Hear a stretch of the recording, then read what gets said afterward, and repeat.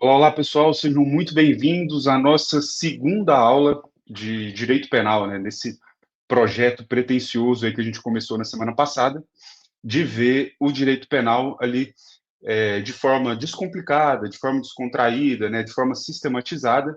E eu digo pretensioso por quê? Porque a pretensão, como eu já disse, né, na nossa aula passada, ela é de abranger tanto aquelas pessoas que vão fazer concursos para a carreira policial, que envolvam, né, a matéria de direito penal, criminologia, processo penal, pessoas que vão fazer essas carreiras, carreira de investigador, carreira de escrivão, médico legista, perito, e também as pessoas que vão fazer concursos da área, especificamente da área jurídica, delegado, promotor, juiz, procurador, defensor, enfim. Por quê? E por que eu digo pretencioso, né? Para a primeira demanda, para aquele pessoal ali que vai fazer aquelas provas, é uma ótima oportunidade de você aprender, de você ter contato com o conteúdo, seja pela primeira vez, seja numa revisão, enfim. E para a segunda demanda, o pessoal já da carreira jurídica, por assim dizer, é uma excelente oportunidade de você rever o conteúdo, de você sistematizar, de você revisitar. Eu digo isso porque o estudo para concurso público, ele é de fato, ele tem que ser de fato um estudo sistematizado. Você precisa de tempos em tempos revisitar, rememorar as matérias, afinal de contas nós temos que aprender uma vasta gama de matérias, né, para poder passar nessas provas, e direito penal, processo penal e criminologia, inevitavelmente vai ser uma delas, tá certo? E aí você pode ir revisitando essas matérias, sedimentando aquele conteúdo, voltando principalmente em conceitos iniciais. Eu disse na nossa aula passada que muitas vezes o candidato, principalmente nas provas orais, ele começa a se embananar, a se atrapalhar, quando ele é perguntado sobre questões mais terminológicas, mais conceituais, que são ali realmente do início da matéria. E aí é onde ele não sabe aquelas primeiras perguntas, se desespera, desestabiliza, e aí começa a errar o restante da prova, né? Ainda que saiba, ainda que tenha um domínio. Então acaba que é uma ótima oportunidade de você revisitar esse conteúdo. Na nossa primeira aula, nós falamos daqueles conceitos mais iniciais, da parte geral do direito penal, né? Falamos ali da evolução histórica, da conceituação, dos aspectos formais, material e sociológico do direito penal. Fizemos ali um apanhado geral da evolução histórica do direito penal e fomos ali desenvolvendo alguns pontos. Fizemos uma aula de exercício, de resolução de exercício, que é a dinâmica que nós vamos adotar aqui nesse, vamos dizer, nosso curso de direito penal. Faremos uma aula semanal sobre a matéria, né, sobre a doutrina, o conteúdo específico, e aí então faremos uma aula também de resolução de questão, principalmente voltada para aquela parte da matéria que a gente viu ao longo da semana. Geralmente as aulas vão sair na segunda e na sexta-feira. E aí, muito tranquilamente, nós vamos vencendo todo o conteúdo de direito penal. Vamos chegar até o final ali da parte geral e eu espero que isso possa contribuir e muito para a formação, para o estudo de vocês. Nessa aula em específico, nós vamos tratar da parte principiológica. Ao contrário da primeira aula, em que a incidência de concurso público, em provas de concurso, não é tão grande, naqueles aspectos conceituais, terminológicos, evolução histórica propriamente, ao contrário dessa primeira aula, a nossa segunda aula ela é de incidência massiva nas provas. Toda prova de concurso público que tem lá no seu conteúdo programático o direito penal, com certeza absoluta, vai ter uma aula que vai envolver a parte principiológica. E ainda que não tenha uma questão que envolva especificamente um princípio em si, com certeza você vai conseguir resolver várias outras questões fazendo um raciocínio, pensando, né, de forma jurídica em cima dessa base principiológica que a gente vai buscar desenvolver na nossa aula de hoje, tá certo? Então, sem maiores demoras, sem maiores delongas, vamos começar a nossa aula de hoje, a parte principiológica. E antes de entrar propriamente nos princípios, eu quero trazer para vocês aqui um pouco sobre as fontes do direito penal. Mas, professor, por que o senhor vai falar de fontes do direito penal agora, antes de princípio? Isso não deveria ter sido trazido lá na parte introdutória?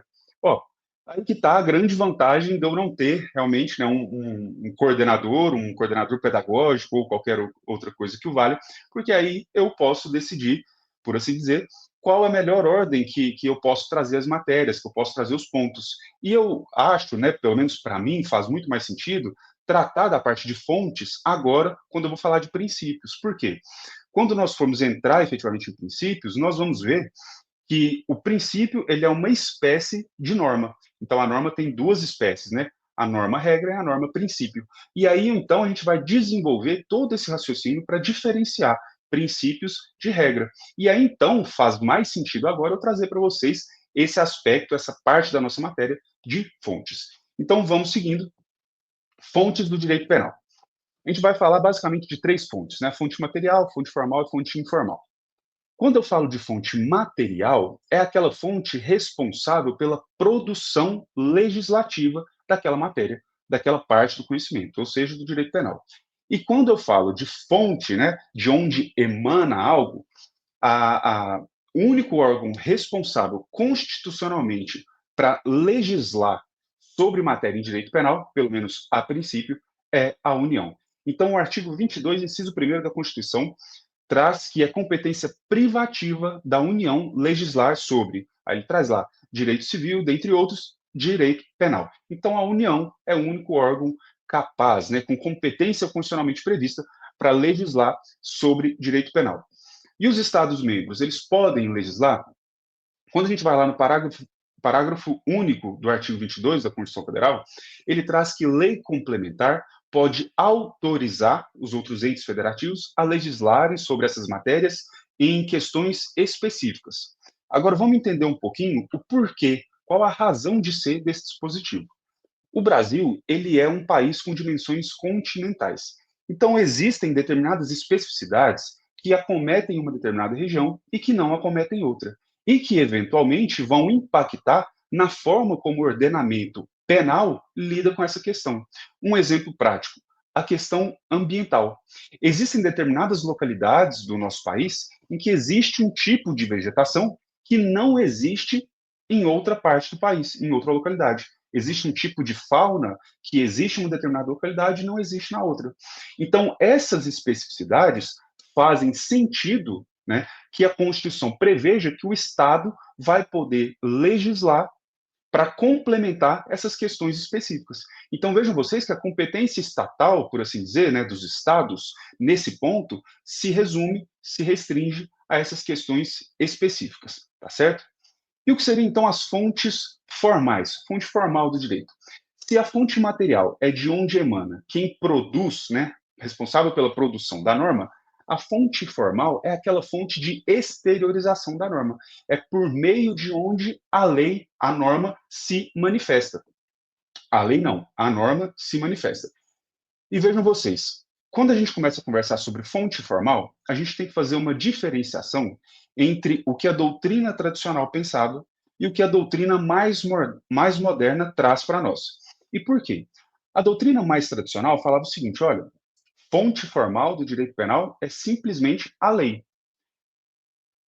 Princípios, costumes, princípios gerais do direito são fontes formais mediatas, né? Então vejam vocês, as fontes formais são aquela de exteriorização da norma, as fontes formais imediatas, segundo essa visão tradicional, seria única e exclusivamente a lei, e as fontes formais mediatas, né? Mediatas seriam os costumes e princípios gerais do direito.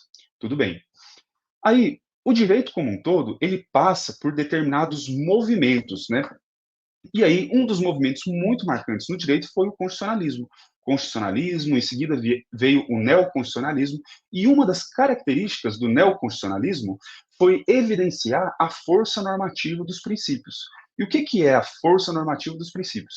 É entender que o princípio, os princípios, por assim dizer, eles não devem ser entendidos única e exclusivamente como diretrizes, como algo assim muito abstrato a ser levado em consideração no momento da feitura das normas. Não, o princípio ele é fonte normativa, ou seja, ele possui essa força normativa. Ele pode ser, muitas vezes, aplicado diretamente. Ele não serve única e exclusivamente como um vetor axiológico, que era essa visão entendida pela doutrina tradicional. Aí vem a doutrina moderna e fala assim, olha, não é bem assim. Não é só a lei que é uma fonte formal imediata. Além da lei, nós temos a Constituição, temos os princípios, temos os tratados internacionais de direitos humanos, por exemplo. Então, eles abrangem o conceito de fontes formais imediatas. E a fonte formal mediata seria única e exclusivamente a doutrina, né? Seria então aquela que você evidencia a norma de maneira mediata, de maneira indireta, ao passo que aquela imediata seria aquela que você evidencia no primeiro contato, diretamente, de forma direta. Entendendo aqui a lei, as constituições, a Constituição, os princípios, tratados internacionais de direitos humanos, dentre outros. E as fontes informais seriam os costumes. Então vejam vocês que, para a visão tradicional, os costumes eram tidos como fontes indiretas, né? Eram tidos como fontes indiretas, fontes imediatas, ao passo que, para a teoria mais moderna, os costumes são entendidos como fonte informal do direito penal, tá certo? E aí fica a indagação. O costume pode criar ou revogar crime? Nós vamos estudar logo mais sobre o princípio da legalidade. Então, nós vamos ver que para poder criar um crime ou prever uma sanção penal, você precisa necessariamente de uma lei, e uma lei em sentido estrito. Sendo assim, é fácil você chegar à conclusão de que o costume não pode criar crime. Até aí tudo bem.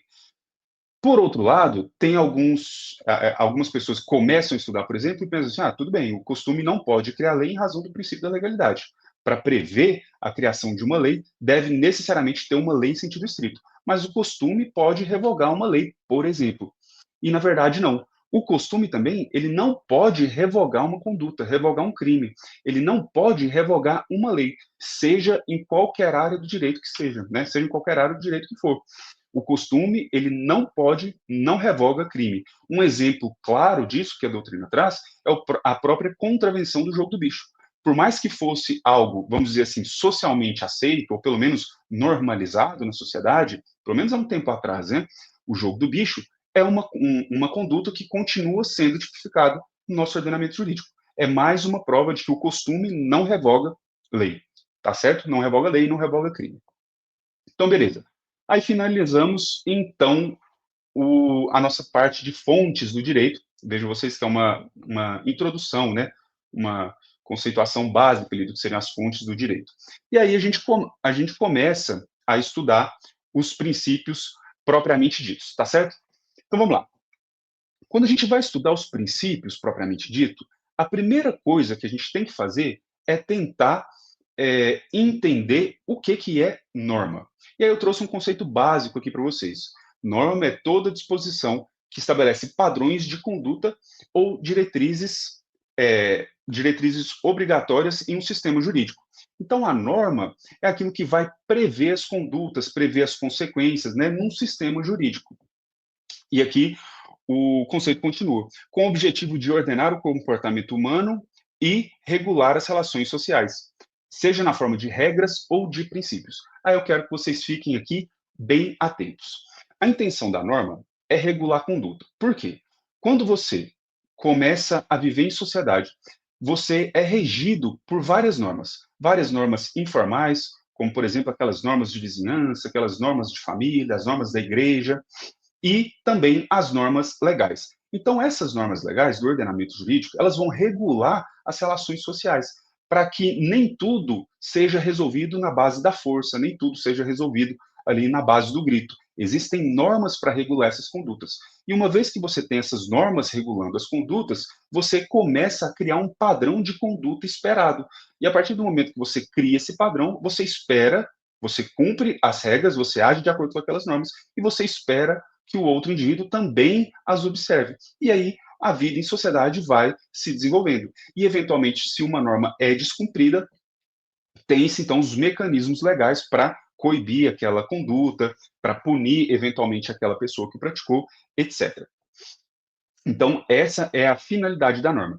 E ele traz o seguinte aqui, ó, seja na forma de regras ou princípios.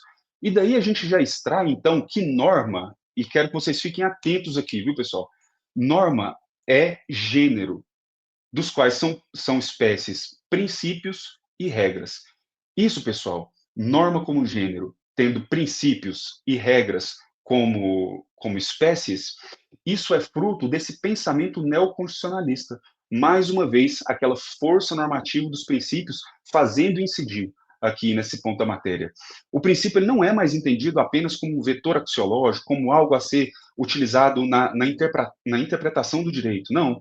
O princípio, né, os princípios, eles devem ser aplicados muitas vezes, no caso concreto, de forma direta, sem nem, muitas vezes, né, em algumas das vezes, sem nem uma lei fazendo essa intermediação. Então, é por isso que quando a gente fala em norma, a gente entende como gênero, dos quais são espécies os princípios e as regras.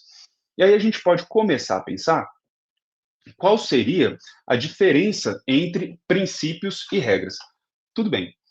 Quando a gente vai pensar nessa diferença, a gente vai começar a estudar, lógico que essa é uma parte da matéria, principalmente ali na teoria geral do direito, filosofia do direito, sociologia do direito, que tem uma discussão imensa sobre as diferenças entre uma regra e as diferenças entre os princípios. Nós vamos nos pautar aqui basicamente por dois pontos.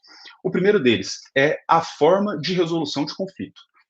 Vejam vocês que a forma de resolver um conflito quando se aplicam regras é muito distinta da forma de resolver conflitos quando se usa princípios. Por quê? A regra ela é regida pela aplicação de um sistema chamado tudo ou nada. E o que é isso? Quando uma situação de fato ela aparentemente é regulada por duas regras que tratam do mesmo assunto, as duas regras elas são excludentes, de forma que ou se aplica uma regra ou se aplica a outra. É o sistema do tudo ou nada. Ou se aplica a lei A ou se aplica a lei B. Elas não podem incidir ao mesmo tempo sobre uma determinada situação.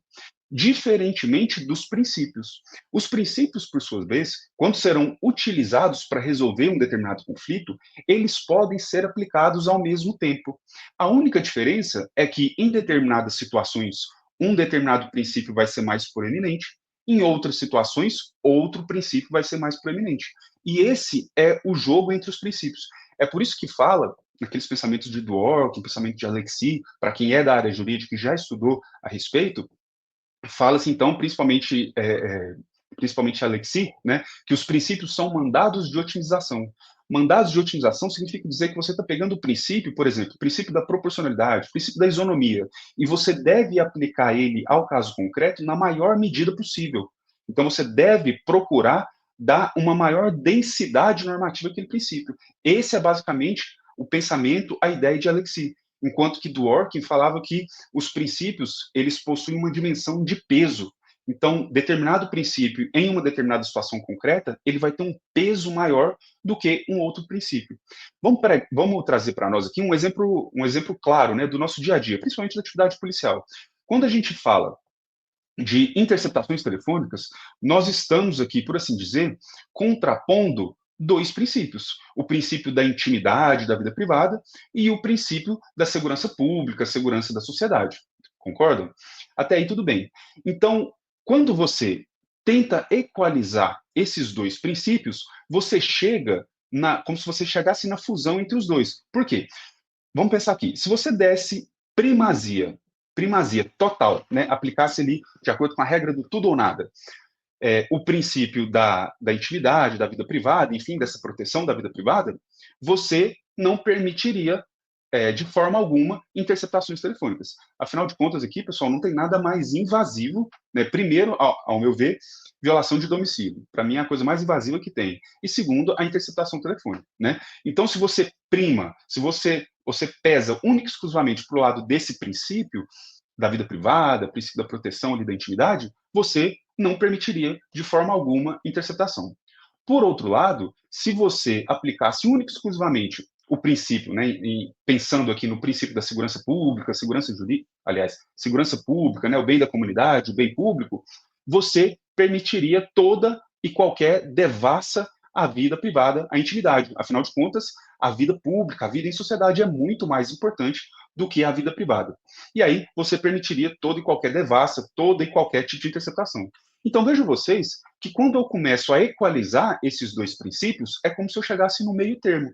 Então, o que está falando aqui é o seguinte: olha, ok, nós prezamos pela privacidade, pela intimidade, vida privada, enfim, mas nós primamos também pela ordem pública, pela paz social, né, pela vida em comunidade. Então, o que nós vamos fazer é o seguinte: nós vamos permitir as interceptações telefônicas, mas elas devem seguir ritos específicos. Deve haver uma autorização judicial, ela tem que se dar por prazo determinado, pode haver renovações, mas desde que sejam justificadas, fundamentadas, e o judiciário, quando apreciar pedidos, seja de concessão, seja de continuidade, né, seja de prorrogação, ele vai ter que fundamentar e vai ter que analisar o caso concreto. Então, é como se chegasse no meio termo e equalizasse esses dois princípios. Essa é basicamente a ideia. O outro ponto para se distinguir regras de princípio, vimos aqui o nosso primeiro aspecto, que é a forma de resolução de conflito. O outro aspecto, que nós vamos usar aqui também para distinguir regras de princípio, é com relação à abstração, a forma de se propor, a abstratividade de cada um. Por quê? Ah, professor, mas as regras também devem ser gerais e abstratas. Sim, realmente. As regras devem ser gerais e abstratas, até mesmo porque você não consegue prever toda a particularidade que pode acontecer num caso concreto e colocar lá em leis. Porque se você tivesse que prever, por exemplo, para o crime de furto, um tipo penal para furto em residência, um tipo penal para furto em veículo, um tipo penal para furto de dia, um tipo penal para furto de noite, seria ali uma infinidade de princípios, aliás, uma infinidade de tipos penais, e eventualmente poderia ficar até uma situação de fora aí das legalmente previstas. Então, é por isso que o tipo penal, né, o artigo 155 do Código Penal traz lá, subtrair para si ou para outro em coisa alheia móvel. Vejam vocês que ele foi, de certa forma, geral, ele foi, de certa forma, abstrato. Mas ele está regulando um bem jurídico específico, o patrimônio, e quando subtraído sem violência ou grave ameaça.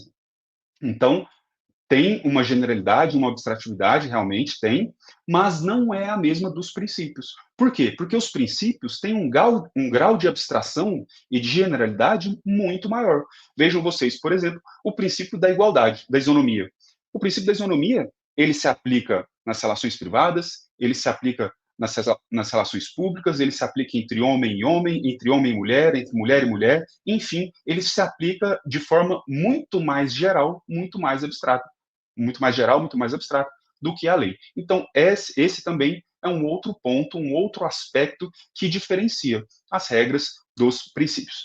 Beleza? Pessoal, então vamos caminhando aqui. E agora eu trago para vocês aqui uma divisão, aqui, uma classificação trazida pelo professor Luiz Flávio Gomes, acompanhada também pelo professor Rogério Sanches, que eu acho assim fantástica. Por quê? Porque ele divide os princípios que nós vamos estudar no direito penal, ele divide de forma muito didática. Ele fala assim, olha, a gente vai dividir entre aqueles princípios relacionados à missão fundamental do direito penal, que seriam aqueles princípios, os princípios da exclusiva proteção de bens jurídicos, falando que o direito penal ele só deve se ater ele só deve atuar para poder defender aqueles bens jurídicos mais caros, aqueles bens jurídicos mais importantes. O princípio da intervenção mínima, que também dialoga aí com essa ideia. E aí, no segundo ponto, né, num segundo gênero, por assim dizer, ele traz aqueles princípios relacionados ao fato do agente, ou seja, relacionado àquela conduta que foi praticada pelo indivíduo. Aí temos a materialização do fato, que você não pode punir condutas só na cabeça do indivíduo, conjecturas, não pode punir ideias, você deve punir simplesmente aqueles fatos que foram exteriorizados. A rigor, o direito penal não atua nem mesmo nos atos preparatórios, pelo menos não como regras, pelo menos não como regra, né? Existem tipos penais que punem, de fato, atos preparatórios, mas a gente sabe que é a exceção do nosso ordenamento jurídico. Princípio da legalidade, ofensividade e lesividade, que é quando o direito penal ele só pode atuar quando o bem jurídico é efetivamente lesado ou pelo menos colocado sob um perigo de lesão. E aí ele vem aqui no terceiro ponto, princípios relacionados ao agente do fato. Ao agente do fato é aqueles princípios que são relacionados à pessoa que está cometendo aquele crime. Aí temos responsabilidade pessoal, que nenhuma pena pode passar da pessoa do condenado. Você deve imputar aquela conduta àquele indivíduo específico que cometeu aquela conduta. Você não pode, por exemplo, punir o pai daquele indivíduo porque ele é pai do autor de determinado crime, por exemplo. Não, vai ser punido aquela pessoa que efetivamente praticou a conduta. Princípio da responsabilidade subjetiva. O princípio da responsabilidade subjetiva fala o seguinte, olha, você pode punir o indivíduo desde que ele tenha atuado ou com dolo ou com culpa. Você não pode punir ele de forma objetiva, né? essa é basicamente a ideia do princípio da responsabilidade subjetiva, e nós vamos falar dele mais atentamente logo mais. Princípio da culpabilidade, que traz ali, né, culpabilidade entendido também como substrato do crime, ali o terceiro substrato do crime, mas também entendido como princípio, entendido também como regra ali na aplicação, na dosimetria da pena, e os princípios relacionados à pena, que seriam dignidade da pessoa humana, individualização da pena e a proporcionalidade, né? Então vamos seguindo aqui. Eu trouxe aqui para vocês um apanhado geral e nós vamos nos debruçar sobre a maioria desses princípios, tá? Aqueles princípios que eu julgo os mais importantes, que podem acrescentar mais aqui para o nosso estudo. Um ou outro princípio vai ficar de fora, mas aí fica a cargo de vocês lerem a respeito, irem atrás, enfim, mas são coisas que inevitavelmente a gente vai passar, pelo menos de forma breve, tá certo? Então vamos lá. O primeiro deles, pessoal, e não teria como ser diferente, o princípio da reserva legal. E eu trouxe aqui para vocês. Princípio da reserva legal ou princípio da estrita legalidade. Professor, por que não fala sobre princípio da legalidade? Existe diferença entre princípio da legalidade e princípio da reserva legal ou legalidade estrita? Olha, a maioria dos doutrinadores trazem uma distinção clara entre aquilo que seria o princípio da legalidade e aquilo que seria o princípio da reserva legal. E a ideia que eles trazem é a seguinte: olha, quando a gente fala em legalidade, a gente está falando da lei em sentido amplo. Essa lei em sentido amplo abarcaria a lei em sentido estrito, portarias, resoluções, decretos, enfim, aquelas espécies normativas que são ali, de certa forma, gerais e abstratas. Ao passo que o princípio da reserva legal ou da estrita legalidade seria aquele princípio que prevê a necessidade de uma lei em sentido estrito, ou seja, aquela lei em sentido formal. Seria essa, então, a necessária. E é por isso que no direito penal a gente fala em reserva legal ou legalidade estrita, porque você precisa necessariamente de uma lei formal em sentido estrito. E aqui a gente a gente traz aqui o artigo 5º, inciso 39 da Constituição e o próprio artigo 1º do Código Penal. Fala o seguinte: olha, não há crime sem lei anterior que o defina, não há pena sem prévia combinação legal. Quando vocês forem ler esse dispositivo no Código Penal de vocês, podem até grifar ali, podem até rasurar, eu quero que vocês leiam da seguinte forma: não existe, aliás, não há, né? No lugar de crime, você vai ler, vai colocar, riscar e colocar aí infração penal. Não há infração penal sem lei que anterior o defina.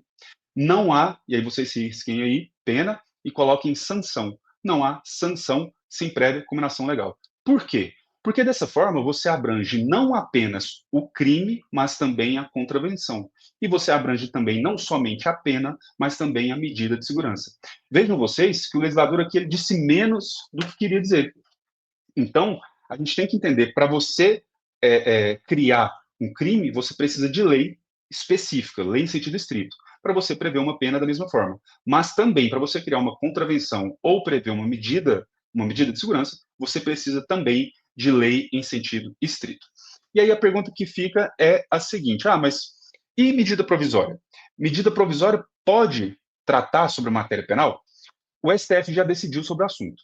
O STF falou o seguinte: olha, sob o viés do princípio da legalidade estrita ou da reserva legal, apenas lei penal em sentido estrito pode pode trazer uma previsão de um crime ou contravenção, da mesma forma prever uma pena ou uma medida ou uma medida de segurança, né?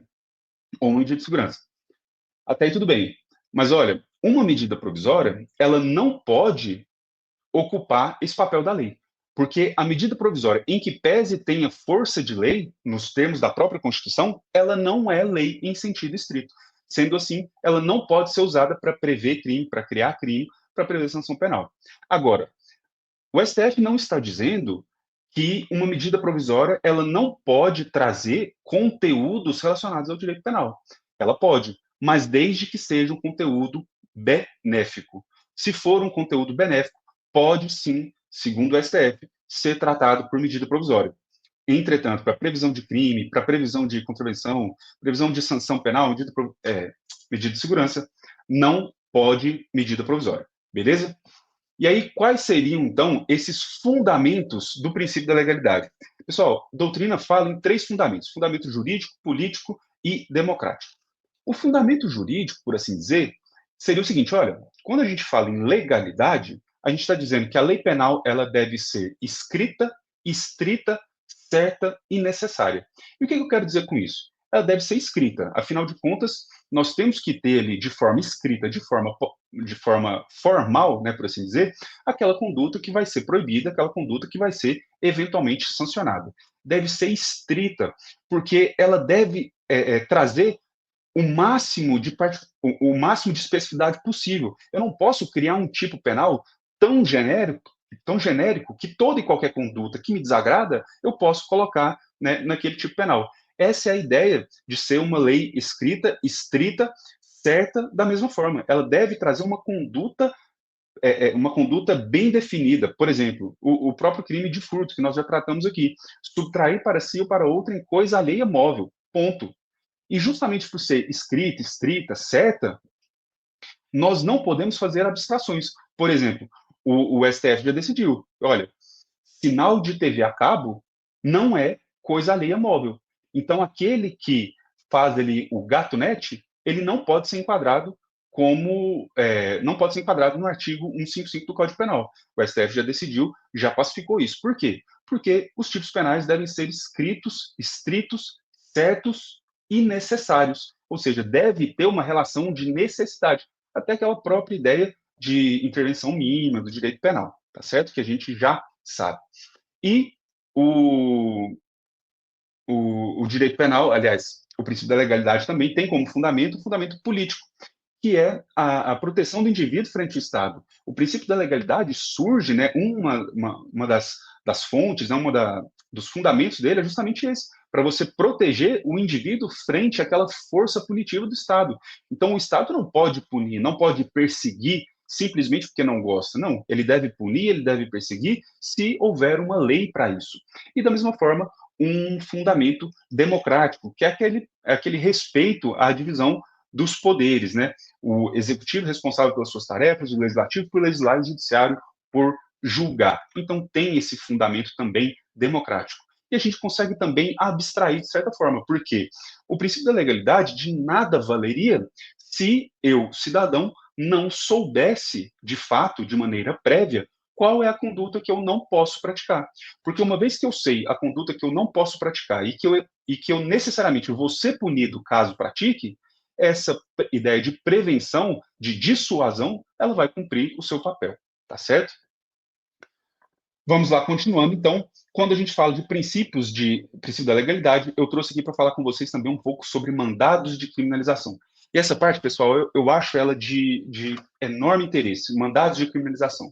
Se você já ouviu essa expressão, você vai saber que mandado de criminalização, principalmente os mandados constitucionais de criminalização, são aquelas previsões constitucionais em que o constituinte originário falou o seguinte: olha, nesse ponto específico, você, legislador ordinário, você deve atuar, porque a Constituição protege aquele valor essencial. Por exemplo, os crimes de racismo. A própria Constituição prevê que o crime de racismo ele é imprescritível, né? É uma das espécies de crimes imprescritíveis. Então vejam vocês que isso é entendido como um mandado constitucional de criminalização, porque ele está falando para o legislador ordinário o seguinte: olha, legislador ordinário, esse crime aqui ele é tão grave, essa conduta aqui ela deve ser combatida a todo e qualquer custo, que eu, na Constituição, desci a esse detalhe e você, legislador ordinário, não pode contrariar essa ideia. Essa, né, é a ideia de mandados de criminalização. E vejam vocês que são mandados de criminalização explícitos.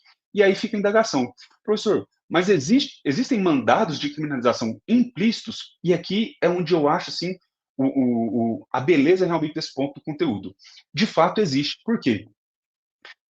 Existem determinados valores, né, trazidos ali pela Constituição como um todo, que são tão caros à nossa sociedade, que eles não precisam sequer estar previsto explicitamente no nosso ordenamento.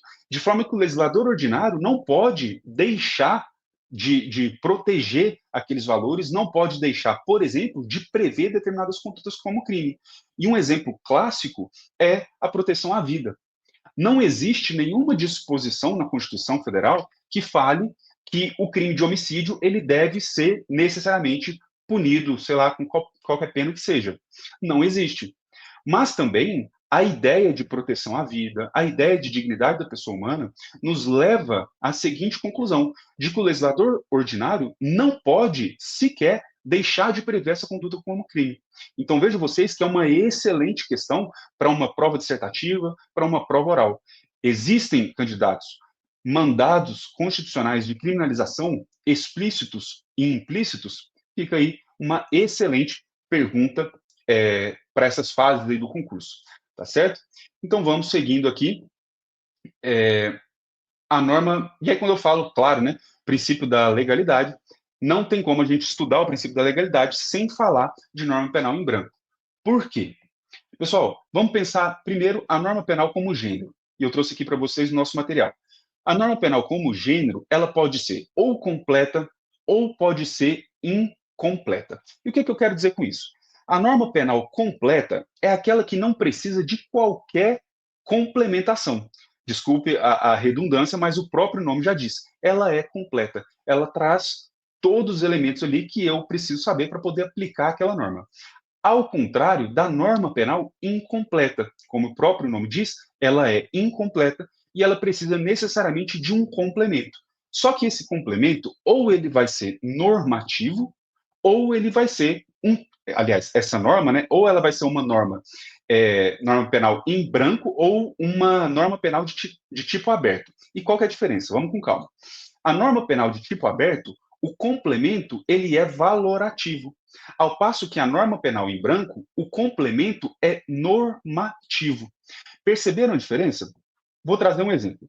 Quando a norma do artigo, se eu não me engano, 154, violação de segredo, ela traz que é crime você violar um segredo profissional sem justa causa, essa expressão sem justa causa precisa de uma valoração daquela pessoa que está aplicando o direito, seja um delegado de polícia, seja um defensor, um advogado, seja o próprio juiz. Então, o juiz, vamos pensar aqui na norma penal e numa fase ali de condenação ou não, ele precisa valorar se naquele caso específico, naquele caso concreto, houve justa causa. Por quê? Se houve justa causa, não há tipicidade. Porque o tipo penal prevê que a conduta é crime, violar segredo, revelar segredo profissional, sem justa causa. Tá certo? Então, esse elemento, justa causa, ele precisa ser valorado. Ele precisa de uma atuação valorativa de quem estiver aplicando aquele direito. Até aí tudo bem. E agora, e a norma penal em branco? A norma penal em branco, por outro lado, ela precisa de um complemento normativo, ou seja, de espécies normativas. Esse complemento muitas vezes vai vir em uma outra lei, ou esse complemento vai vir, por exemplo, num decreto, numa portaria. O maior exemplo aqui é a lei de drogas, que prevê, né, o crime de tráfico, ali no artigo 33 da lei 11.343, de 2006, ele prevê ali todos aqueles núcleos do verbo do artigo 33, e ele não traz um rol do que seria considerado drogas para fins de tráfico de drogas, por exemplo. E isso vem o quê? Vem numa portaria. E essa portaria traz lá o rol das substâncias que são proscritas aqui no nosso país, e aí a gente consegue complementar a figura típica. Vejam vocês que alguns doutrinadores começaram a questionar, falando assim, olha, isso aí fere, inclusive, o princípio da legalidade. Vamos relembrar aqui. O princípio da legalidade fala o seguinte: olha, a lei penal deve ser escrita, estrita, certa e necessária. Quando eu não complemento toda a ideia do tipo penal naquela figura típica, eu estou ferindo o princípio da legalidade. E se eu prevejo, por exemplo, numa portaria ou num decreto, isso está totalmente violado o princípio da legalidade. Alguns doutrinadores defenderam isso, mas o STF já pacificou essa questão e a maioria dos doutrinadores também seguem esse mesmo raciocínio, de que não é o fato de você prever essas especificidades em um decreto, em uma portaria, que retira a generalidade da lei penal, que retira essa possibilidade de você, como indivíduo, conhecer previamente aquela conduta que está sendo proscrita, aquela conduta que está sendo combatida. Então, isso já é pacífico, tá certo? E aí, quando a gente estuda norma penal em branco, a gente estuda também as espécies, pessoal. Eu trouxe aqui para vocês, de forma até bastante detalhada, as espécies de lei penal em branco, de norma penal em branco que a gente tem, e vou falar brevemente sobre cada uma, mas aqui no material eu deixei um material descritivo bem interessante, depois vocês tenham cuidado de ler todo esse material, para vocês criando esses sistemas, esses mecanismos de revisão. Já fica aqui a dica, eu vou deixar aqui na descrição do vídeo um link para você baixar todo esse material. Então, sugiro a vocês, vá guardando esse material, vá criando ali a sua pasta, né, enfim, e quando chegar ali na época da sua prova, 1, 2 semanas antes, você revisita esse material e vai relembrando ali os pontos principais, tá certo? Então, vamos seguindo aqui. Pessoal, primeiro, norma penal em branco própria, em sentido estrito ou em sentido heterogêneo. É aquela, pessoal, em que prevê que o complemento vai se dar em uma instância legislativa diferente da norma penal. É o exemplo que eu dei do artigo 33 da Lei de Drogas, né? Você tem ali o tipo penal previsto numa lei e aquele complemento normativo está previsto em uma portaria. Essa é a norma penal em branco própria, própria em sentido estrito ou heterogênea, diferente da norma penal em branco imprópria, em sentido amplo ou homogênea, que o complemento normativo ele se dá pela mesma instância legislativa, ou seja, pela lei. Então, um exemplo clássico que a gente tem é o crime de peculato, que para a gente entender o que é funcionário público, a gente tem que ir lá no 327 do Código Penal e ver ali o que é considerado funcionário público para fins de aplicação da lei penal. Então, vejam vocês que a gente está indo em um complemento normativo de mesma instância legislativa. E eu estou indo no Código Penal. Muitos autores entendem isso como uma norma penal em branco imprópria homovitelínea. Ao passo que, se você precisar, por exemplo, naquele crime de violar impedimento de casamento, para você entender quais são as hipóteses, né, de impedimento para casamento, você tem que ir lá no Código Civil. Então, você está indo também numa lei, mesma instância legislativa, entretanto, de um outro ramo do direito. Aí, alguns autores chamam isso de norma penal em branco imprópria heterovitelínea. Tá certo? O nosso terceiro tipo aqui, norma penal em branco ao revés, invertida ou imperfeita.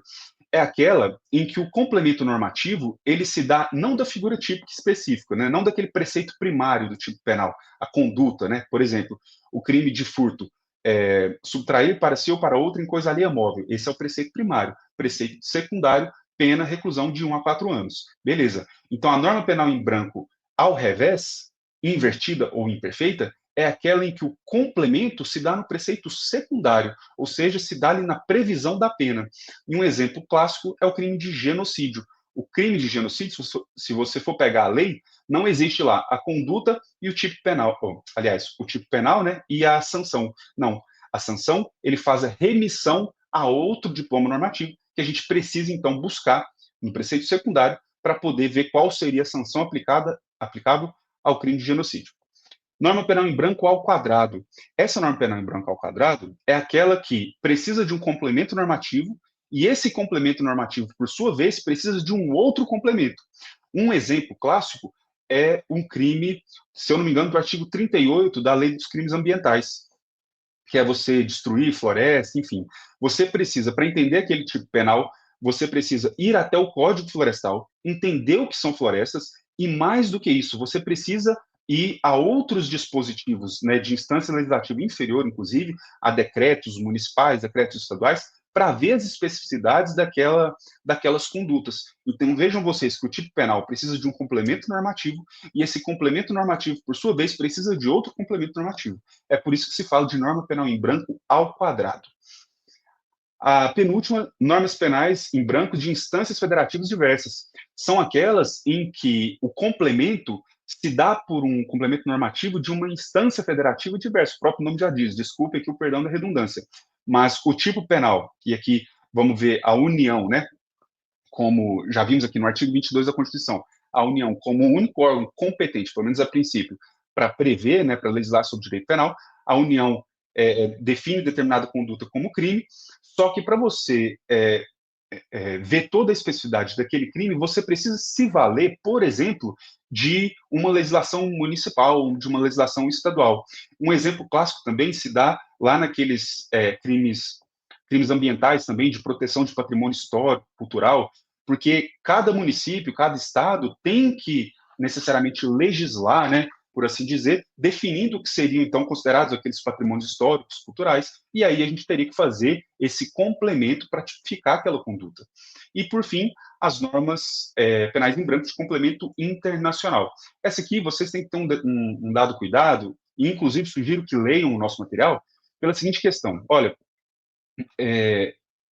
o STF já pacificou que a norma, os tratados internacionais, normas previstas em tratados internacionais, elas não podem prever uma conduta típica.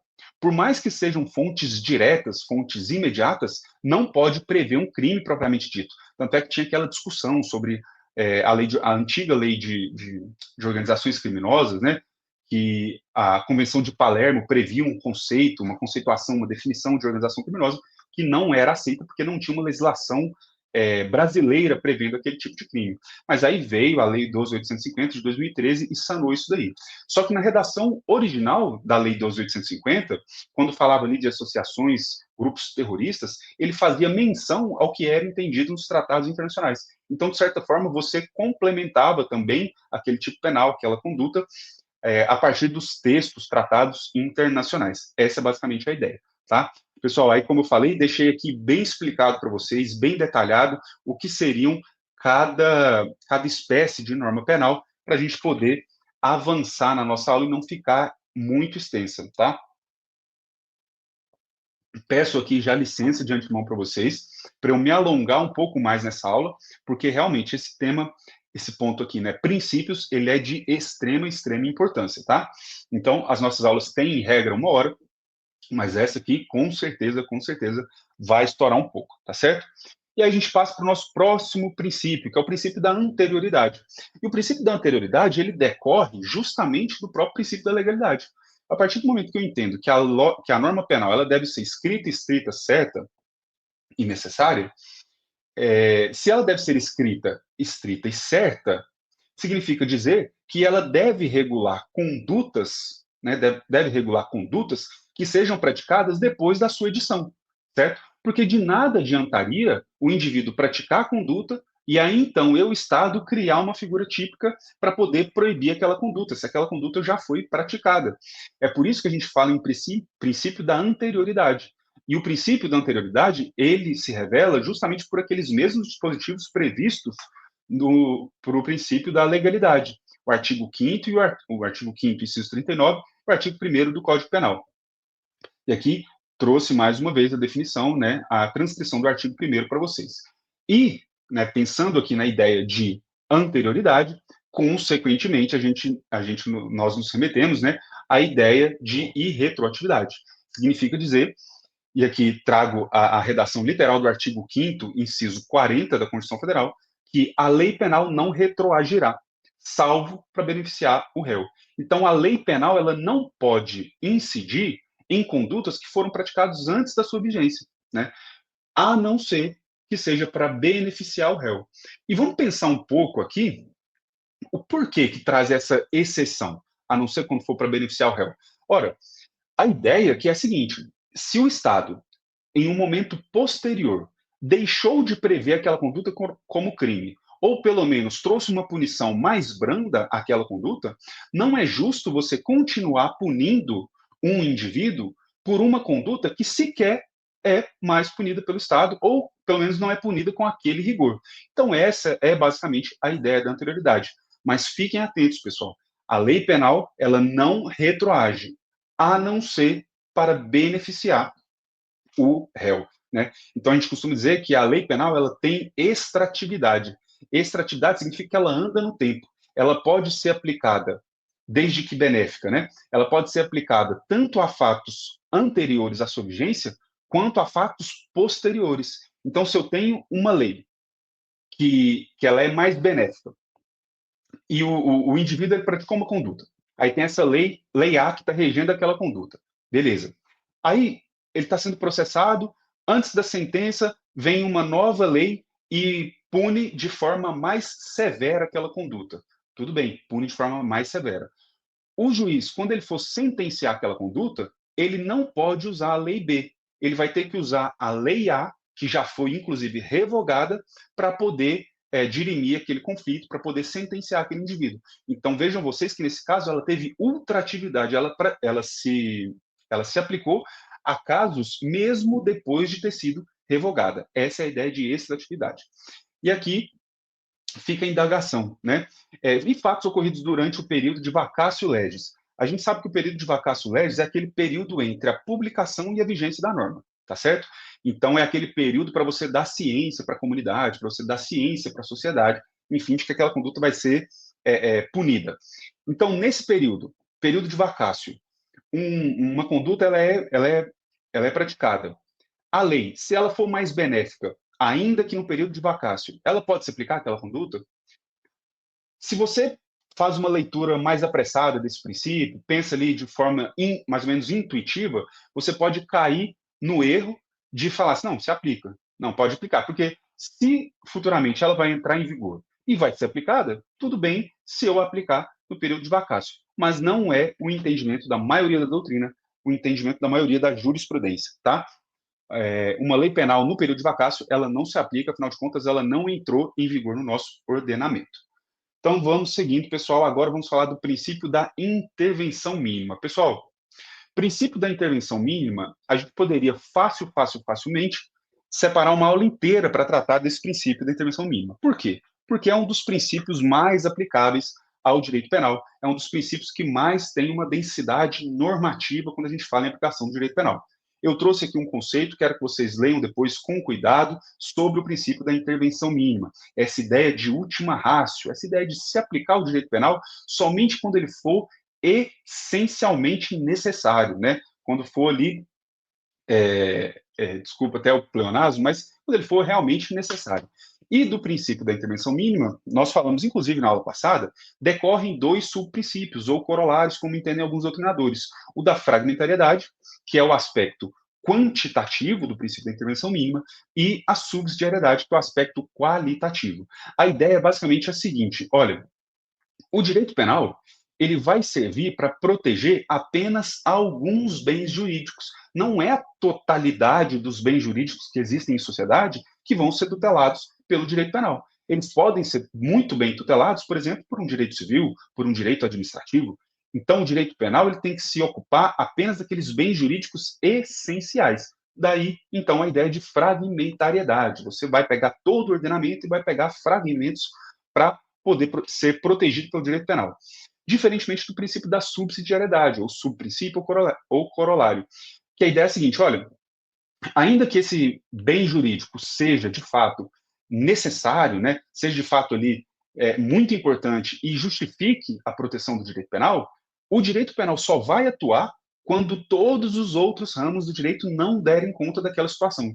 O professor Rogério Santos falava e usava um exemplo, né, ele falava assim, olha, o direito penal é como se fosse aquele super-herói fodão. Então lá todos os super-heróis ali reunidos e tal, e vamos cuidar daquela situação, vamos combater aquele crime, aquela situação, enfim. Aí, quando eles não dão conta, eles vão lá e chamam o direito penal. Então, essa é basicamente a ideia. Ele trouxe, eu assisti uma aula dele, sei lá, há 12, 13 anos atrás, e ele usou esse exemplo que ficou gravado na minha cabeça, eu nunca mais esqueci. Mas a ideia de subsidiariedade é essa. O direito penal ele só vai atuar quando todos os outros ramos do direito forem incapazes de resolver aquela questão. Tá certo? Aí, quando a gente fala em princípio, aqui, vejam vocês, trouxe aqui o conceito, né? Princípio da intervenção mínima, conceituamos, descemos a detalhes da fragmentariedade, subsidiariedade. Quando a gente fala princípio da intervenção mínima, necessariamente a gente vai cair ali na aplicação, na conceituação do princípio da insignificância, ou bagatela própria, desculpa. E para a gente estudar sobre o princípio da insignificância, antes disso, nós temos que fazer uma breve introdução do que seria entendido por tipicidade. Então, tipicidade, eu trouxe o conceito para vocês, é a correspondência entre o comportamento praticado pelo agente, ou seja, aquela conduta que ele efetivamente praticou, a correspondência da conduta com a descrição legal de um crime. Então, isso a gente chama de subsunção. É quando você pega aquele fato que foi praticado e consegue amoldar naquela norma prevista para regular aquela determinada conduta. Então, se o indivíduo vai lá e pega um livro que não lhe pertence e a senhora daquele livro, ele está praticando o crime de furto, teve ali uma tipicidade, beleza? Então, a gente entende essa ideia de tipicidade. No início, pautava-se pela ideia de que bastava uma tipicidade formal, que seria o quê? Sim, a simples subsunção do fato à norma. Então, subtraiu um livro, ele subtraiu para si coisa alheia própria, coisa alheia móvel. Então, ele praticou o crime de furto, subsunção perfeita, está aí a tipicidade. Beleza. Num segundo momento, começou-se a pensar o seguinte, principalmente quando o direito penal vai ganhando um viés mais garantista, né? Ali no período iluminista, para frente. Então, começou a observar e pensar o seguinte: olha, peraí, não é bem assim. Não basta a simples subsunção formal do fato à norma. Eu preciso necessariamente ter uma ofensa àquele bem jurídico e uma ofensa contundente. Vamos trazer um exemplo. Olha, se você vai lá e subtrai para si um computador de um amigo, de um colega, você está ferindo, por assim dizer, a propriedade, o direito de propriedade daquele indivíduo, então você merece a sanção do direito penal. Temos aí uma tipicidade formal, temos também uma tipicidade material. Por outro lado, quando você vai lá e subtrai para si uma tampa de uma caneta Bic, que foi o exemplo que a gente trouxe na aula passada, quando você subtrai para si uma tampa de uma caneta Bic, você tem a tipicidade formal? Tem. Subtrair para si ou para outra em coisa alheia móvel. Uma tampa de caneta Bic é uma coisa alheia móvel de outra pessoa, né? Uma coisa alheia móvel. Beleza. Então tem uma subsunção formal, tem uma tipicidade formal. Por outro lado, quando você pratica essa conduta, você está ferindo realmente o direito de propriedade daquele indivíduo? Aí começou a pensar, não, realmente, você não está ferindo. Então, não temos, por assim dizer, uma tipicidade material. Então, essa é basicamente a ideia da diferenciação entre o que seria entendido por tipicidade formal e o que seria entendido por tipicidade material. Tudo bem. Só que aí, a doutrina foi se desenvolvendo e o professor Zaffaroni foi responsável por trazer esse pensamento, essa teoria, que é a teoria da tipicidade conglobante. E o que ele quer dizer com isso? Ele quer dizer o seguinte, olha, não basta que eu tenha uma tipicidade formal. Além da tipicidade formal, eu devo enxergar a tipicidade sob uma ótica conglobante. E aí ele faz a seguinte distinção. Olha, a tipicidade ela é composta pela tipicidade formal, que é a adequação do fato à norma, e pela tipicidade conglobante. A conglobante, por sua vez, ela é composta da tipicidade material, ou seja, daquela conduta que efetivamente lesa o bem jurídico, né, tipicidade material, mas também de uma antinormatividade. E o que é entendido pela antinormatividade? É que aquela conduta que está sendo punida pelo tipo penal, ela não pode ser determinada ou fomentada pelo próprio ordenamento jurídico, porque seria, por assim dizer, uma contradição. Como que eu vou entender como crime uma conduta que o próprio ordenamento impõe a sua prática, ou mesmo a fomenta, ou mesmo instiga a prática daquela conduta? Ah, professor, eu não estou entendendo. Traz um exemplo. Beleza. Ó, pensa o seguinte: você, daqui 6 meses, muito provavelmente, já vai ser ali o seu investigador de polícia, escrivão de polícia, delegado, vai ser ali um oficial da lei, né? Um jurista aplicador da lei penal. Beleza. E aí você vai cumprir um mandado de busca e apreensão. Ok. Aí tá lá toda aquela operação montada, vocês se reúnem, 5 horas da manhã, passa ali, você é mais garantista, você não vai entrar às 5, você não vai se pautar por aquele entendimento da lei de abuso de autoridade que prevê que a partir das 5 você pode entrar. Não, você é mais garantista, você vai esperar das 6 horas para poder entrar, ainda que hoje, 5h10 da manhã, já está aparecendo o sol do meio-dia, né? Mas você é mais garantista, você vai esperar 6 horas, beleza. Deu 6 horas, você foi lá, se identificou, chamou, ninguém atendeu, falou que não ia sair, você tem um mandado de busca, você vai lá e arromba a porta. Tudo bem. Você arrombou a porta, então, teoricamente, você praticou um dano ao patrimônio privado, concorda?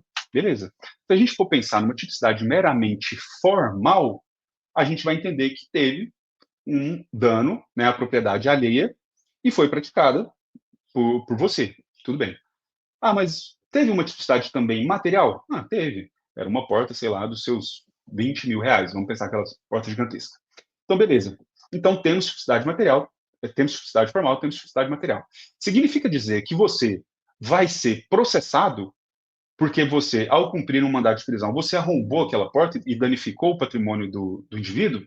Não. Por quê? Porque você estava agindo sob o manto de uma excludente de licitude, que seria é, o exercício legal do direito, né?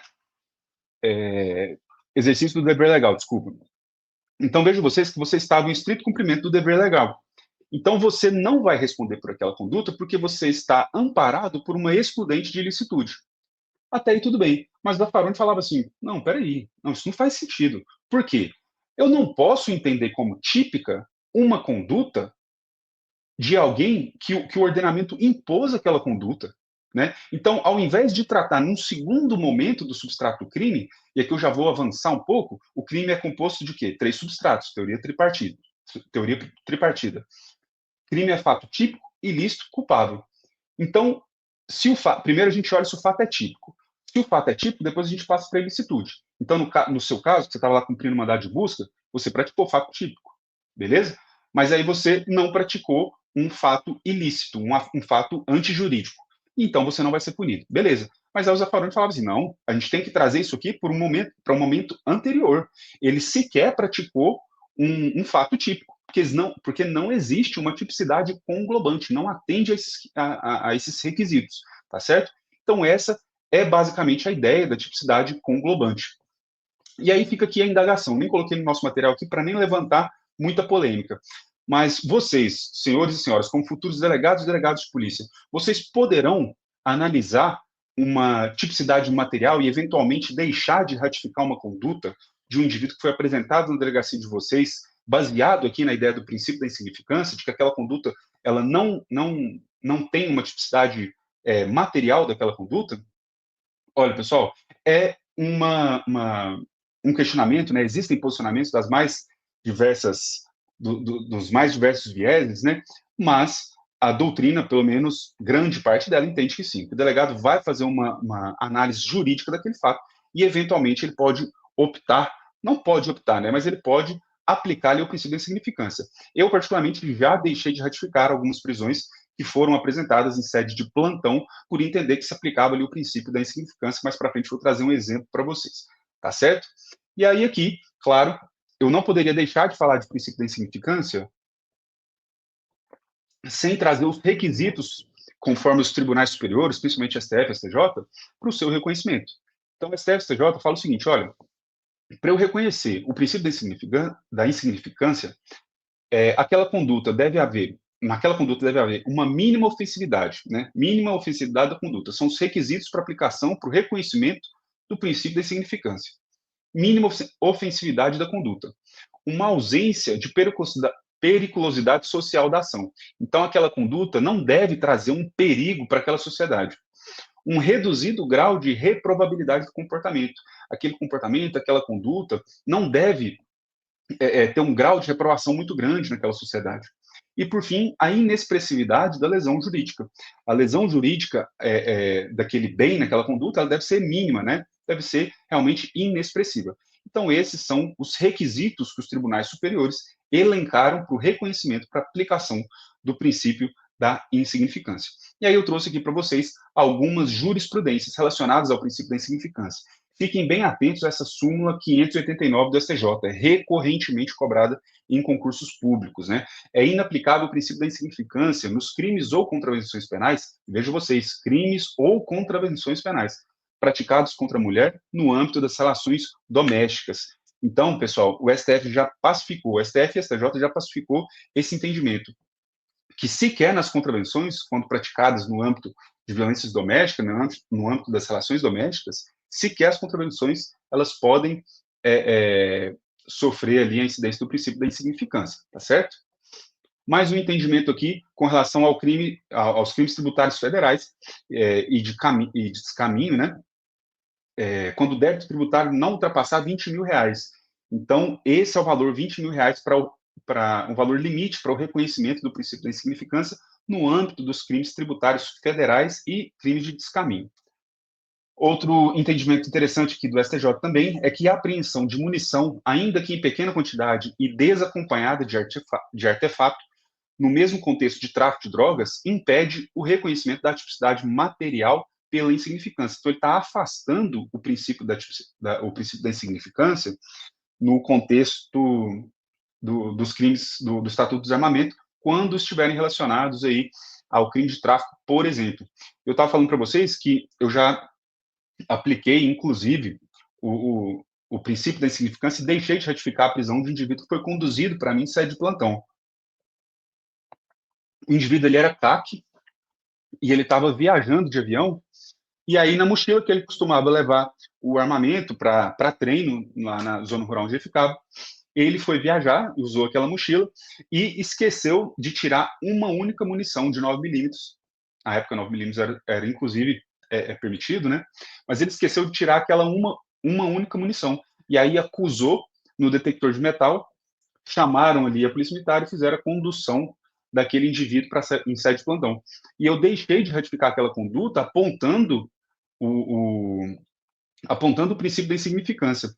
Sei, né, deixei claro ali na minha decisão de que tinha ciência de que os tribunais superiores, eles realmente afastam essa aplicação do princípio da insignificância, mesmo quando é uma quantidade reduzida de munição, mas naquele caso em específico, aquelas circunstâncias evidenciavam que não teve qualquer dolo naquela conduta e que aquela conduta não trazia qualquer lesão ao bem jurídico. Afinal de contas, era um indivíduo que tinha a propriedade daquele armamento, daquelas munições, e simplesmente por um descuido, ele portou aquela munição. Então vejam vocês que a tipicidade formal ela existia, mas não existia ali, por assim dizer, uma tipicidade material, beleza? Então vamos lá. E aqui, pessoal, eu trouxe para vocês um entendimento que eu estou apostando bastante em todas as vezes que eu tenho a oportunidade de lecionar nesses cursos reta final. Que é o quê? Tem uma decisão recente, agora nem tão recente, né? Já faz um pouco mais de um ano, que eu ainda não vi ser cobrado em prova de concurso, principalmente prova para delegado, que é esse entendimento de que, antigamente, STJ e STF sempre afastavam a possibilidade de aplicação do princípio da insignificância para o crime de contrabando. Eles permitiam a aplicação no crime de descaminho, e aí tinha aquele montante de 20 mil reais, né? Mas para o crime de contrabando, eles falavam assim, não, para o crime de contrabando não pode. E aí eles já voltaram atrás, né, principalmente o STJ, aqui nesse entendimento, no tocante ao contrabando de cigarros do Paraguai, cigarros, né, fruto de contrabando. Ele falou o seguinte, olha, quando a quantidade apreendida não ultrapassar 1.000 maços, seja pela diminuta reprovabilidade da conduta ou pela necessidade de dar efetividade à repressão e contrabando de vulto, ou seja, aquelas de grande quantidade, excetuada a hipótese de reiteração de conduta. Aí, então, seria possível a aplicação do princípio da insignificância. Eu ainda não vi essa questão ser cobrada e eu acredito que logo, logo, os concursos trarão, as provas de concurso trarão essa questão, tá certo?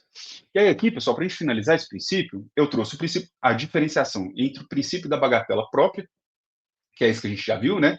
Trouxe, inclusive, esse sinônimo para vocês aqui, ó, só para contextualizar. Princípio da insignificância ou bagatela própria. E aí, para a gente poder fazer o contraponto, eu trouxe aqui um slide preparado para falar do princípio da bagatela imprópria. O princípio da bagatela própria a gente já viu, ó, também chamado de princípio da insignificância, né? Diz respeito à exclusão da tipicidade quando a conduta é tão irrelevante que não lesiona de forma significativa o bem jurídico protegido. Então, não há uma lesão significativa daquele bem jurídico para justificar a incidência do direito penal. É o princípio da insignificância ou bagatela própria. Diferente do princípio da bagatela imprópria. No princípio da bagatela imprópria, a conduta, ela efetivamente atingiu aquele bem jurídico, né? Teve uma lesão expressiva aquele bem jurídico, mas a punição daquela conduta, no caso concreto, se tornou totalmente desnecessária, muitas vezes até injusta. E um exemplo claro que a doutrina traz é aquele caso realmente a fatalidade extrema do indivíduo que foi dar ré no seu veículo e tinha lá o seu filho de 1 ano que estava brincando ali no quintal e ele, sem ver, atropelou o filho de 1 ano, né? Então, ele praticou ali, por assim dizer, um homicídio culposo, né, na direção de veículo automotor, de veículo automotor, realmente praticou. Então, teve ali uma tipicidade formal, né? Teve uma tipicidade material também, porque houve ali uma efetiva, expressiva lesão ao bem jurídico, mas aquele indivíduo é como se a vida já o tivesse punido de forma tão drástica, que não faria sentido o Estado puni-lo novamente naquela conduta, né, por aquela conduta, vez que ele já passou ali por toda aquela punição que a vida poderia trazer. Essa é basicamente a ideia do princípio da bagatela imprópria. Pessoal, então vamos seguindo aqui para a gente não ficar uma aula muito extensa. Pessoal, vão me dando aqui o feedback, tá? Deixa aqui nos comentários, no e-mail, no Instagram, onde é que vocês queiram deixar, tá? Me deem um feedback aqui para eu saber se a aula está agradando, se não está, o que eu posso melhorar. Isso me motiva para trazer uma aula mais densa, com mais conteúdo para vocês, a exemplo dessa, né? E também é uma forma de eu poder balizar o meu tempo, balizar ali a receptividade desse conteúdo que eu estou trazendo, tá certo? Então, vamos lá. Princípio da exteriorização ou materialização da conduta, que eu já falei, né, pessoal? A gente não pode punir o indivíduo por aquilo que ele pensa, por aquilo que ele cogita, por aquilo que ele traz ali no mundo das ideias, simplesmente por aquilo que ele efetivamente faz, pelo que ele exterioriza. Afinal de contas, o nosso direito penal ele é um direito penal baseado no fato, é um direito penal do fato, não é um direito penal do autor. Você não pune um indivíduo pelo que ele é, você pune o indivíduo pelo que ele faz. Ah, professor, então quer dizer que você quer dizer que a gente não leva em consideração essas condições pessoais? Não, de forma alguma. A verdade é que a doutrina aponta que o nosso direito penal, ele é um direito penal do fato, porém que leva em consideração as circunstâncias relacionadas ao autor. Beleza? Então, por exemplo, lá na dosimetria da pena, quando você vai lá ver o artigo 59, por exemplo, você tem ali aquelas circunstâncias judiciais que são levadas em consideração para a dosimetria da pena. E aí, nesse mesmo patamar, nesse mesmo viés, o STF já declarou inconstitucionalidade do artigo 25 da Lei de Contravenções Penais, fala ali que traz essa ideia de você punir o indivíduo por aquilo que ele faz e não por aquilo que ele é. Passamos agora para o princípio da ofensividade ou lesividade, aquela mesma ideia que a gente já trouxe aqui no início da aula. Olha, o direito penal ele só pode atuar quando o bem jurídico for efetivamente lesado, ou pelo menos colocado sob uma ameaça, tá certo? Não, o direito penal não pode punir aquelas condutas que sequer chegam a ameaçar um bem jurídico. Essa é a ideia de que o direito penal exige a lesão ou perigo de lesão. E aí é onde a gente faz a distinção entre os crimes de perigo abstrato e os crimes de perigo concreto. E o que é isso? Pessoal, os crimes de perigo concreto são aqueles que trazem como figura típica o perigo de lesão ao bem jurídico. Quando é um crime de perigo concreto, você tem que efetivamente comprovar que aquele bem jurídico sofreu esse perigo. E aí um exemplo claro é o artigo 309 do Código de Trânsito Brasileiro, que traz aquele crime de direção perigosa. Aquele indivíduo que dirige sem permissão ou habilitação, colocando em risco, né? Colocando em risco de forma concreta a segurança viária. Então, nesse tipo específico, o perigo deve ser concreto, diferentemente daqueles crimes de perigo abstrato. Os crimes de perigo abstrato é como se houvesse uma presunção absoluta de que aquela conduta coloca em risco o bem jurídico. E um exemplo clássico é o delito de embriaguez, do 306 do Código de Trânsito Brasileiro. Ainda que você esteja lá dirigindo seu veículo totalmente embriagado, no sentido de que você tem uma elevada concentração ali no seu sangue, né? Ou seja, você está realmente embriagado. Mas ainda que você dirija com todo o cuidado do mundo, que você não traga qualquer risco, que você dirija ali a 5 km por hora, não trazendo qualquer risco para você ou para qualquer outro indivíduo, aquela conduta típica ela já vai ter sido praticada e você vai ser punido por aquela conduta, porque se trata de um crime de perigo abstrato, que você não precisa comprovar o perigo concreto ao bem jurídico. Exemplo também, o delito de posse ou porte legal de arma, por exemplo. Você não precisa provar que você está colocando um bem jurídico em risco, afinal de contas, esse perigo, né, essa ideia desse perigo, ela já é presumida, tá certo? E vamos para o princípio da responsabilidade pessoal. O princípio da responsabilidade pessoal traz a seguinte ideia de individualização da acusação e da pena.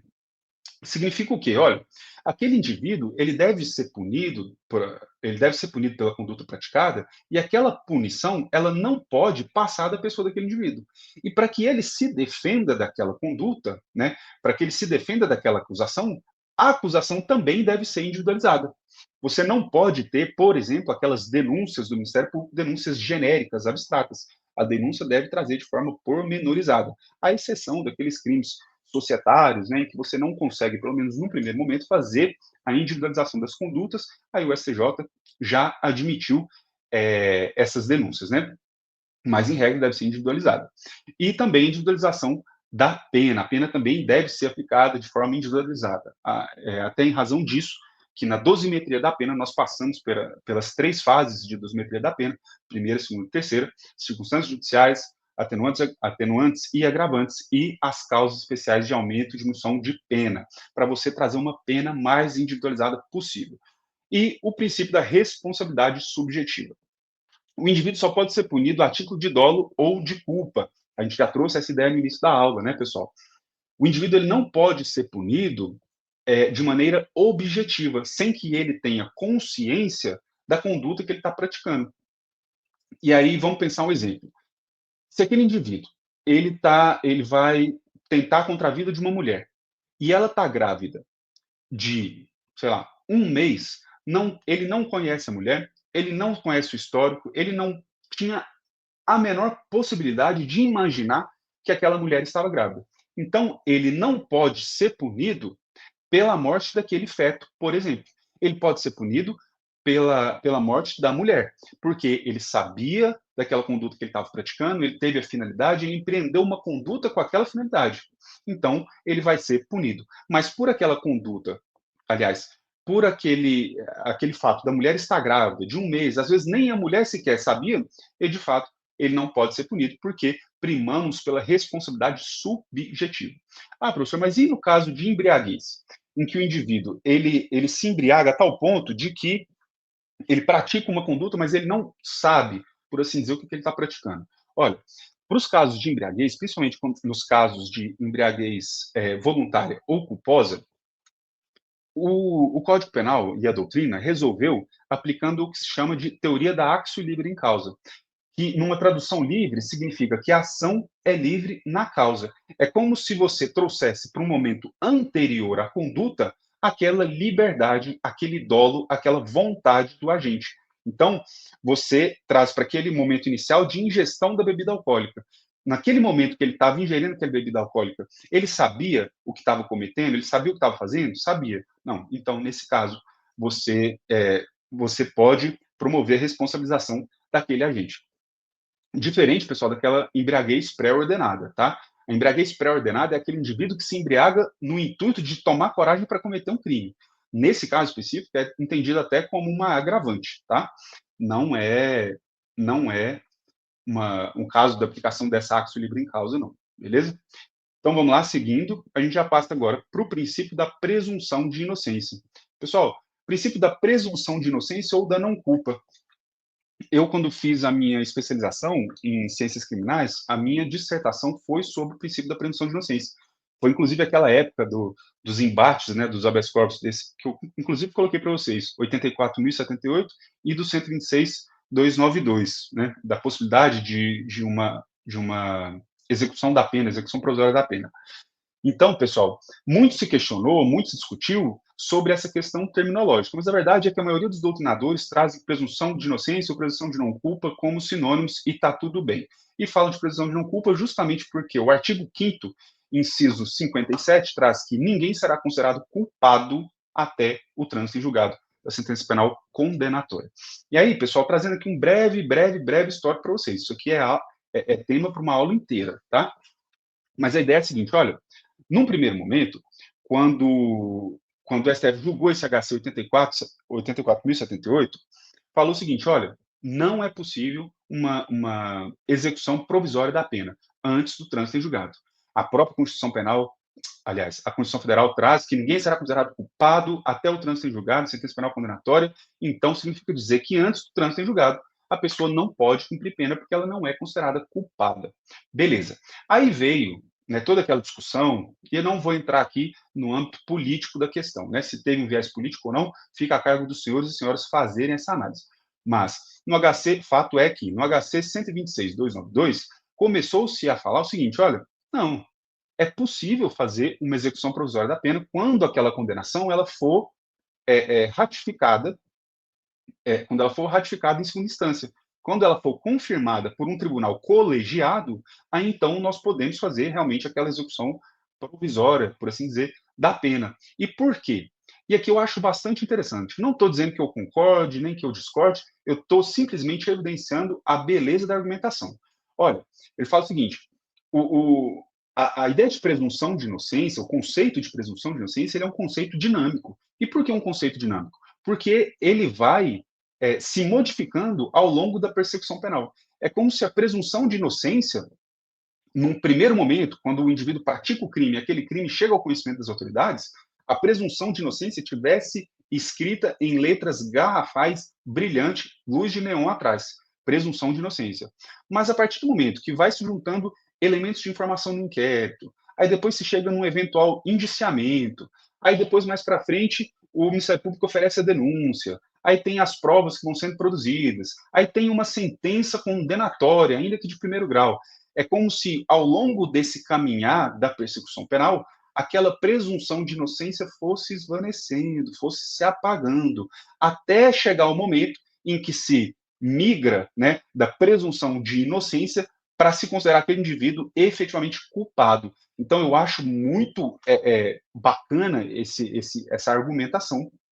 Não estou dizendo que eu concorde nem que eu discorde, mas eu acho interessante você encarar essa presunção de inocência como um conceito dinâmico. E, claro, no julgamento desse habeas corpus, por exemplo, principalmente o ministro Roberto Barroso, ele trouxe vários argumentos sobre, principalmente, direito comparado, analisando outros ordenamentos jurídicos, né, que teriam ali a capacidade, a possibilidade dessa execução provisória da pena, os benefícios, trouxe ali o fato de que a maioria, né, a maioria esmagadora dos recursos, eles não eram providos em sede de recursos extraordinários, de RESP e recurso extraordinário, enfim, STJ, STF, e ele faz toda essa construção.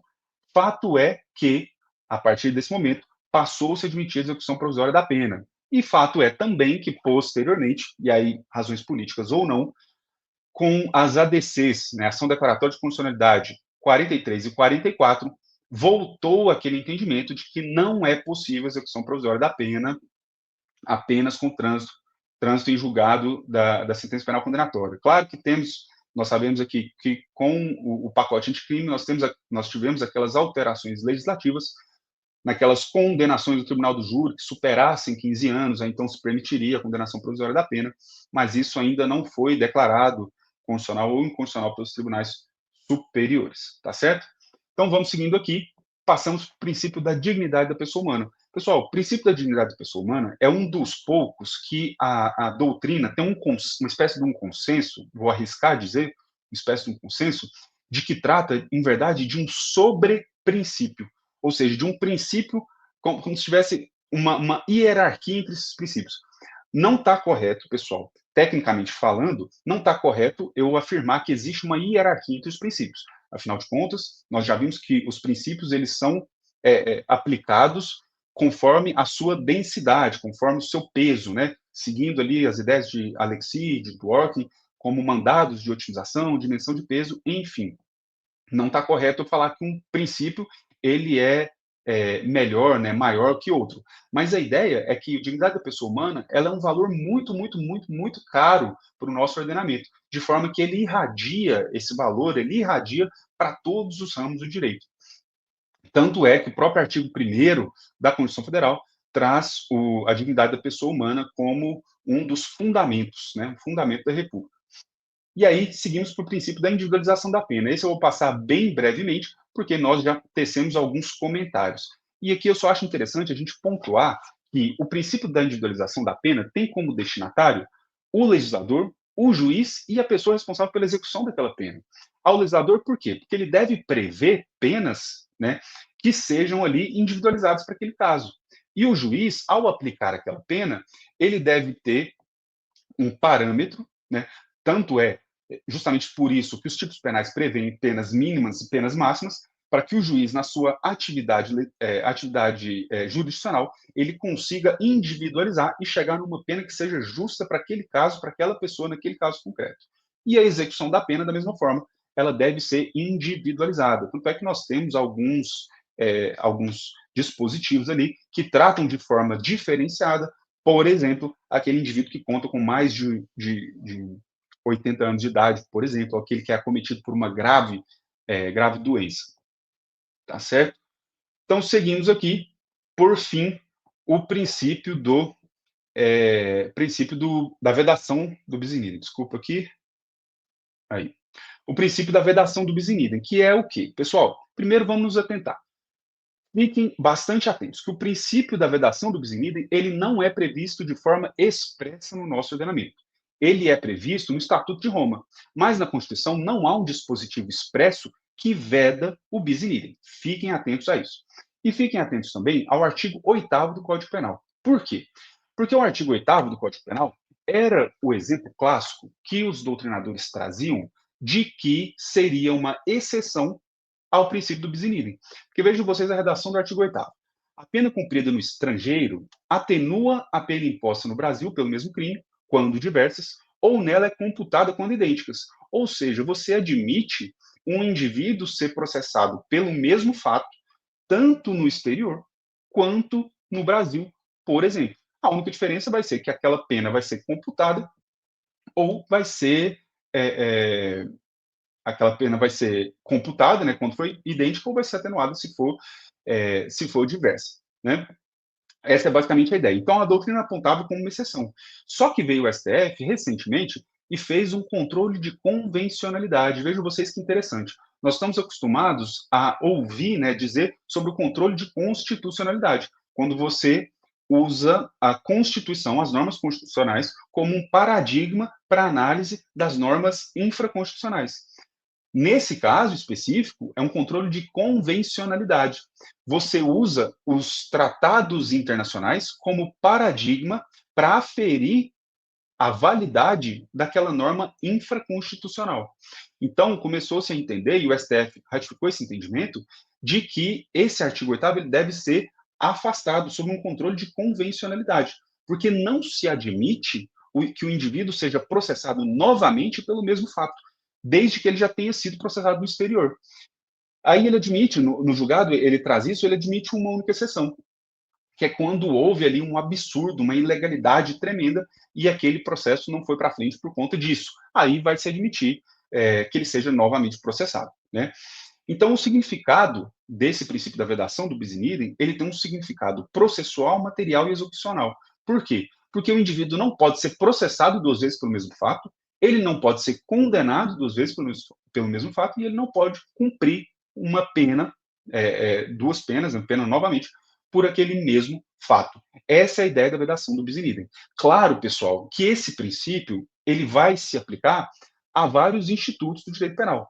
Por exemplo, quando a gente vai estudar a dosimetria da pena, e nós vamos chegar nesse ponto, quando a gente for estudar a dosimetria da pena, vocês vão ver que uma determinada circunstância, ela não pode ser valorada negativamente na primeira fase da dosimetria da pena e na terceira fase da dosimetria da pena, por exemplo. Ah, professor, dá um exemplo prático. Beleza. Olha, quantidade e qualidade da droga. Ela não pode ser usada para você exasperar a pena na primeira fase da dosimetria e, concomitantemente, na terceira fase, como causa de aumento de pena. Você não pode usar essa mesma circunstância duas vezes, porque você está valorando negativamente uma circunstância duas vezes. Então, isso também é uma vedação do bis in idem. Então, o STJ já pacificou, olha, qualidade e quantidade de droga, ou você valora na primeira fase da dosimetria, ou você valora na terceira fase da dosimetria. Nas duas, não, em razão da vedação do bis in idem, tá certo?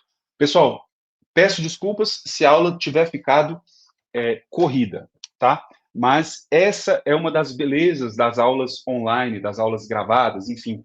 Por quê? Porque aí você pode parar, voltar, rever quantas vezes você precisar, quantas vezes você quiser, tá certo? Essa é a grande beleza e é por isso que eu tenho que eu me dou essa liberdade de às vezes correr um pouco com o conteúdo. Primeiro, porque eu quero trazer o máximo de conteúdo possível para vocês. E segundo, porque vocês têm essa facilidade, tá certo? Pessoal, eu agradeço mais uma vez imensamente a paciência de vocês, a disponibilidade do tempo que vocês estão me dando. falo todas as vezes que eu tenho oportunidade, o tempo é o maior e mais caro ativo do concurseiro. É o maior e mais caro ativo de todas as pessoas em geral, né? Mas para o concurseiro isso faz mais sentido ainda, porque você tem um dia limitado de 24 horas, você tem que dar conta de fazer tudo aquilo que você tem que fazer ao longo do dia e dentre elas estudar para concurso, que não é uma atividade nada fácil, tá certo? Então agradeço imensamente, agradeço os feedbacks que já foram dados sobre a primeira aula. Espero que vocês gostem e aproveitem. Eu, particularmente, achei essa aula sobre princípios uma aula muito densa, com bastante conteúdo, e eu acredito que vai agregar muito na formação de vocês, tá certo? Como de costume, eu deixo aqui a minha mensagem para você que está estudando para concurso público, seja para qual carreira for. Pessoal, se tem uma coisa é, que é a mesma, né, que é comum a todo mundo que está prestando concurso, seja para o cargo de juiz, seja para o cargo de técnico, seja o cargo que for, é a necessidade da motivação, dessas doses, pequenas doses diárias de motivação. E eu me sinto na obrigação de sempre que eu tenho oportunidade de falar um pouco sobre isso, porque ao longo da minha formação, tanto na faculdade é, é, quanto no estudo para concurso, nos cursinhos, enfim, que eu fazia, eu sempre tive a vantagem, né, de me deparar com professores que tinham um olhar sensível e atento para esse outro lado. Então, às vezes, quando você estava ali desanimado, quando você estava ali já muitas vezes cansado dessa rotina de estudo maçante, né, de acordar todo dia, de se dedicar, de abrir mão de várias coisas, de se dedicar, tem pelo menos a certeza, pelo menos não tem a certeza do tempo, né? Você não sabe, você tem que ter a certeza de que será aprovado, mas você só não tem a certeza de quando será aprovado. A certeza de que será aprovado você tem que ter, mas você não tem a certeza do quando. Então, quando você começa a colocar em dúvida, pelo menos esse quando, às vezes essa rotina, às vezes esse trabalho começa a ficar realmente muito árduo, começa a ficar muito penoso. Então, é a hora que uma mensagem de incentivo, uma mensagem de motivação, ela faz toda e completa e total diferença, tá, pessoal? E uma coisa que eu aprendi ao longo dessa minha caminhada, eu já sou delegado de polícia já há 11 anos. Uma coisa que eu aprendi é que tudo acontece no seu tempo, pessoal, em todos os projetos da sua vida. Tudo vai acontecer no tempo de Deus, no tempo que as coisas têm que acontecer.